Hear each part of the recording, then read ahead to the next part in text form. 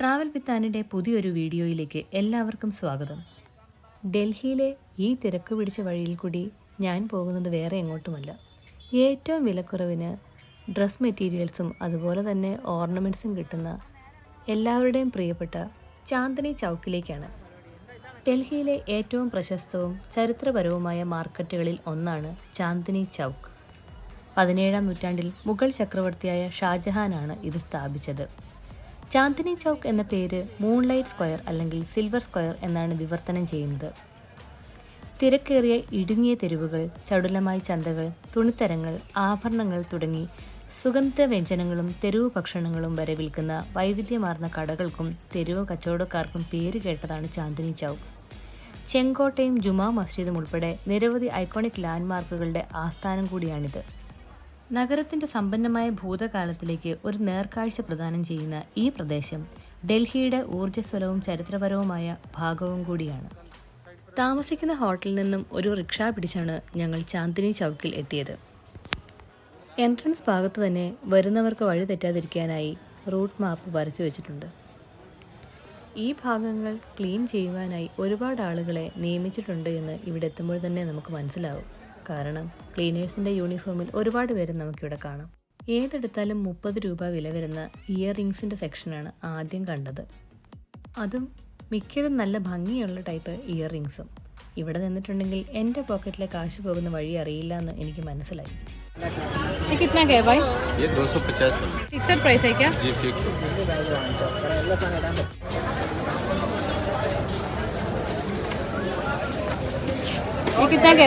30 रुपये।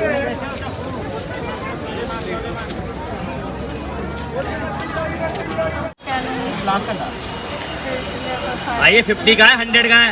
लो जी, कौन कौन से हुआ आपको? हाँ जी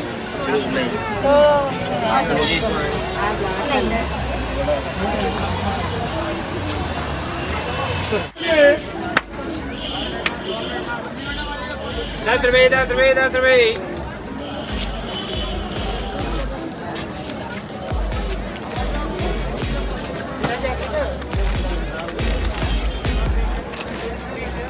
തലമുടിയിലിടാൻ പാകത്തിനുള്ള ക്ലിപ്പുകൾ, അതുപോലെ തന്നെ സ്ലൈഡുകൾ, കുട്ടികൾക്കിടാൻ പാകത്തിനുള്ള ബാൻഡുകൾ, ഏതെടുത്താലും 10 രൂപ എന്ന് കേട്ടപാടെ ഞാൻ അവിടെ ഇരുന്ന് തിരച്ചിൽ ആരംഭിച്ചു.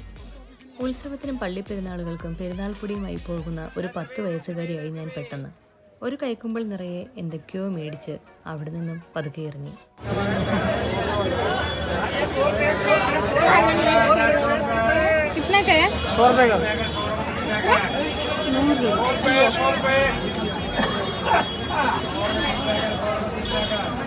എല്ലാ സെറ്റും 100 രൂപ.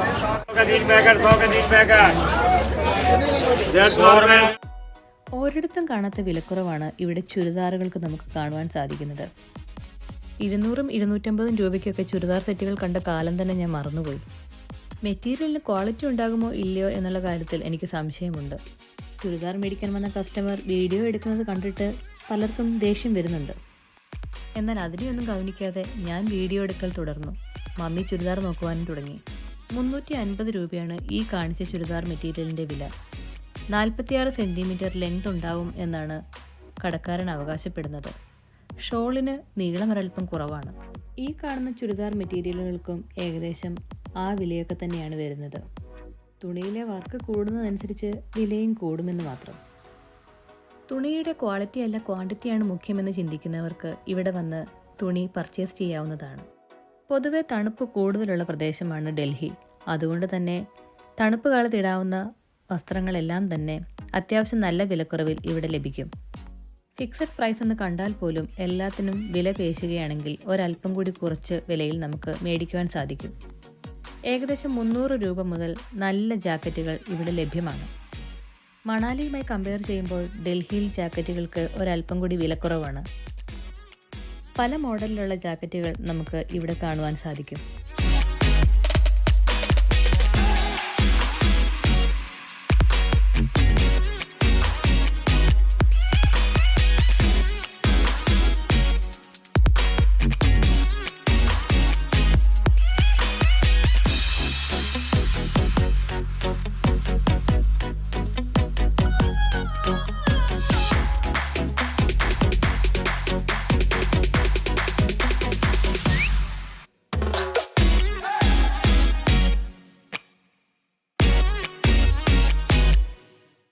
ചാന്ദിനി ചൗക്കിന് മറ്റൊരു പ്രത്യേകത കൂടിയുണ്ട്.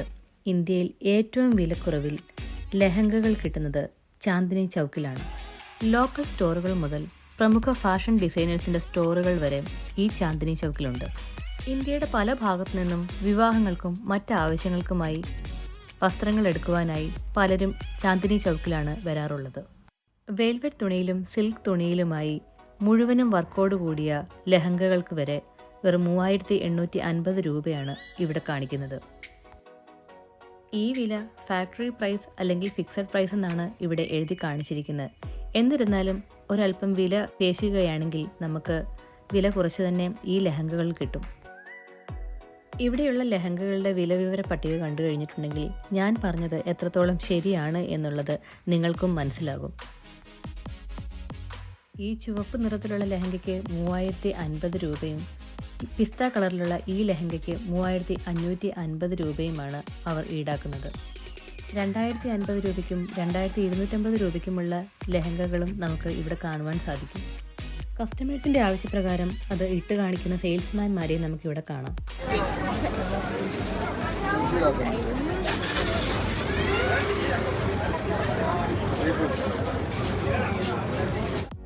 ഇപ്പോൾ ഞാൻ ഈ കാണിച്ച ലെഹങ്കകളൊക്കെ തന്നെയും ഈ ജയ്ബന്ദാർ എന്ന് പറയുന്ന സ്റ്റോറിലെ ലെഹങ്കകളായിരുന്നു. ഈ ഒരു സ്റ്റോർ മാത്രമല്ല ഇവിടെയുള്ളത്. വരുന്ന വഴിക്ക് തന്നെ വഴിയിലുടനീളം ഇതുപോലെയുള്ള ഒരുപാട് സ്റ്റോറുകൾ നമുക്ക് കാണാം. ഒരു അല്പം കൂടി മുന്തിയ തരത്തിലുള്ള സ്റ്റോറാണ് ഈ കാണുന്നത്. പക്ഷേ ഇവിടെയും ലെഹങ്കകൾക്കൊക്കെ ആദ്യം കണ്ട സ്റ്റോറിലെ ഏകദേശ പ്രൈസ് തന്നെയാണ് കാണിക്കുന്നത്.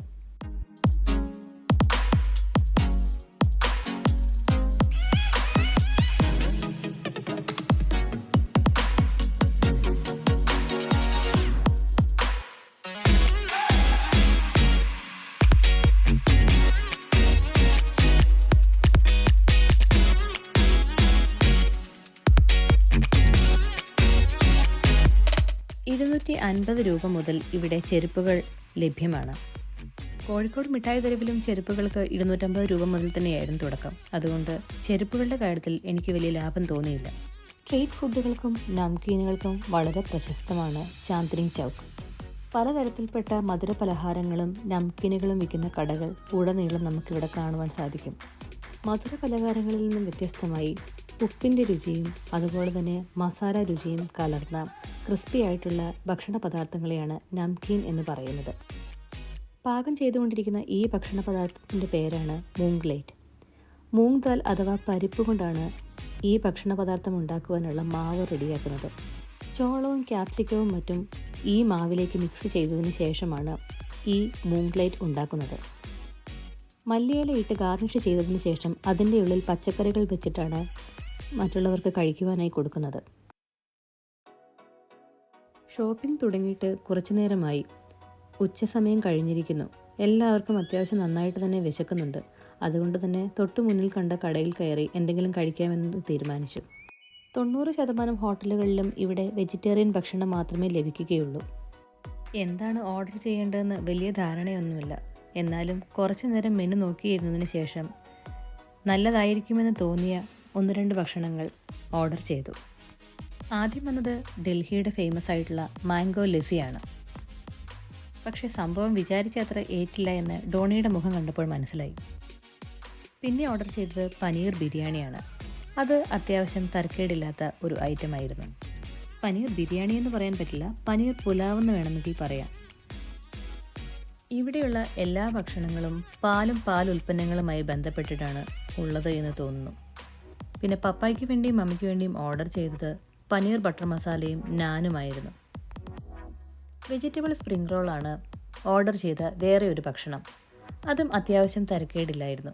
നല്ല ക്രിസ്പിയാണ്, അതുപോലെ തന്നെ അകത്ത് നല്ല ഫില്ലിങ്ങുമായിരുന്നു. എവിടെ ചെന്നാലും പിസ്സ കിട്ടുകയാണെങ്കിൽ എത്ര വേണേലും കഴിക്കുമെന്ന് ഉറപ്പുള്ളത് കൊണ്ട് മരിയയ്ക്ക് ഓർഡർ ചെയ്തത് പിസ്സയാണ്. ധാരാളം ചീസ് ഇട്ടുണ്ടാക്കിയ പിസ്സ ആയതുകൊണ്ട് തന്നെ മരിയയ്ക്ക് അത് വളരെ നന്നായി ഇഷ്ടപ്പെട്ടു എന്ന് മനസ്സിലായി. ഇവിടെ വന്ന് ഭക്ഷണം കഴിക്കുന്ന പലരും ടൂറിസ്റ്റുകളായതുകൊണ്ട് തന്നെ മറ്റുള്ളവർ കഴിക്കുന്നത് എന്താണെന്ന് നോക്കിയാണ് ഇവിടെ വരുന്ന പലരും ഓർഡർ ചെയ്യുന്നതെന്ന് പുറകിലുള്ള ചേട്ടൻ ഞങ്ങളുടെ ടേബിളിൽ നോക്കി ഓർഡർ ചെയ്തപ്പോൾ മനസ്സിലായി. ഡൽഹിയിൽ ഒരു ദിവസം മാത്രമേ ചിലവഴിക്കുവാൻ ഉദ്ദേശിച്ചിട്ടുള്ളൂ. നാളെ തിരിച്ച് നാട്ടിലേക്ക് പോകണം. അതുകൊണ്ട് തന്നെ എത്രയും പെട്ടെന്ന് കാണാവുന്ന അത്രയും സ്ഥലങ്ങൾ കണ്ടിട്ട് തിരിച്ച് ഹോട്ടലിലേക്ക് പോകണം. റെഡ് ഫോർട്ടും കുത്തബ് മീനാറുമാണ് ഇനി കാണുവാൻ ഉദ്ദേശിച്ചിരിക്കുന്ന സ്ഥലങ്ങൾ. അങ്ങോട്ടേക്കാണ് ഞങ്ങളുടെ യാത്ര. ഇന്നത്തെ ഞങ്ങളുടെ ഈ വീഡിയോ നിങ്ങൾക്കെല്ലാവർക്കും ഇഷ്ടമായി എന്ന് കരുതുന്നു. പുതിയ കാഴ്ചകളും വീഡിയോകളുമായി വരും വരെ it's me and signing off.